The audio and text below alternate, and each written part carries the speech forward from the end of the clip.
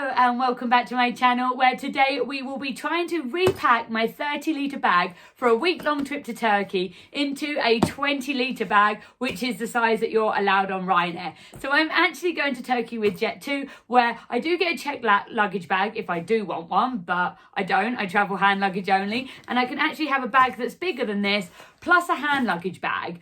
But obviously, Jet2 holidays are a little bit more expensive than, say, if you were going to fly on Ryanair. So you could get, like, flights on Ryanair for, say, a lot cheaper, but they don't often include bags. You have to pay extra for a bag. So I'm just going to try and see if I was to book a cheaper flight, could I get a week's worth of stuff into a Ryanair bag? So let's go. So first up, we are going to open up my bag, what I currently have packed, and then... Right, so first up, I'm going to do my clothes first. So this is the packing cube of all of the clothes that I plan on taking, and I'm going to put it into a compression packing cube instead.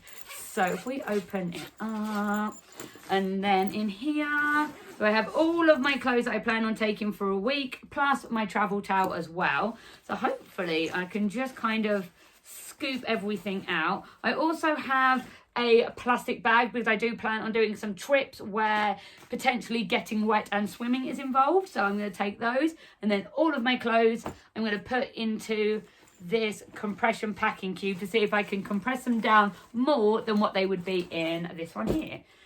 So I've got about 4 changes of clothes plus 2 bikinis. So I'm going to put it in here. I'm actually going to wear a 3rd bikini top on the aeroplane just because I think they're more comfortable in hot weather. And then we're going to zip it up. I am going to leave my towel out of this packing cube though.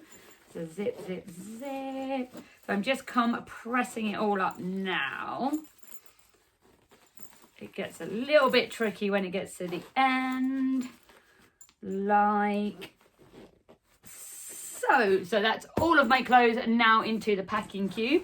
So if we then put it into the 20-litre bag, as you can see, there's still actually quite a lot of space left in that bag. So then obviously I've got a towel, and then I'm going to have my backpack for day trips. So I'm actually going to put that in the bottom with the packing cube on top. And then my towel goes in there. Next up, the next biggest thing we have is my toiletries bag. So instead of that, I'm actually going to remove the liquids pouch because I obviously still need liquids for the airport. So I might put those in there. So we are actually almost filled up with that. But then obviously I need my solids too. So I've got some bug wipes that I'm going to put into the net pocket. I've got bar of soap. I think I'm still going to try and get that in. Plus, I'm going to take my stick deodorant, which is a solid shampoo. And then we've got a couple more little bits as well that we're going to put into the zip pocket on the inside. And hopefully that will lay flat into the bag. I don't think I actually need anything else in that one. Next up we have, so I don't think I'm going to be able to get my snacks in. I've got snacks, these only cost me £1, and it's going to be a long travel day with an hour on the bus and then 3 hours at the airport, 4.5-hour flight, a 2-hour transfer. I might get hungry, plus I arrive quite late at night, so then that obviously, I want snacks. So then of course then I have my power adapter, so that is obviously quite an important thing to take. So that fits just about there. I'm then going to take a shopping bag because I do plan on going to supermarkets. And then I do also have some breakfast snacks because again I'm arriving late and I'm only on room only, so I've got a couple of breakfast snacks as well for the following day just to tie me over until I get to a supermarket. So then actually that is nearly everything from the main compartment. In the front compartment, probably only going to be taking my first aid kit from that. So then that is that done. So I'll squish that bit down the side. And now it comes to the last few little bits. Honestly, I think these would probably have to be left behind if I was going to do it like that. That packing cube is then redundant, so we don't need that one anymore. As you can see, that has done up, almost completely up, and it's not actually that bulky, so I think that would be okay with Ryanair. I then also am planning on actually taking my iPad case and keyboard, but again, saving space, rather than taking that, I can just use my iPad without the case and keyboard.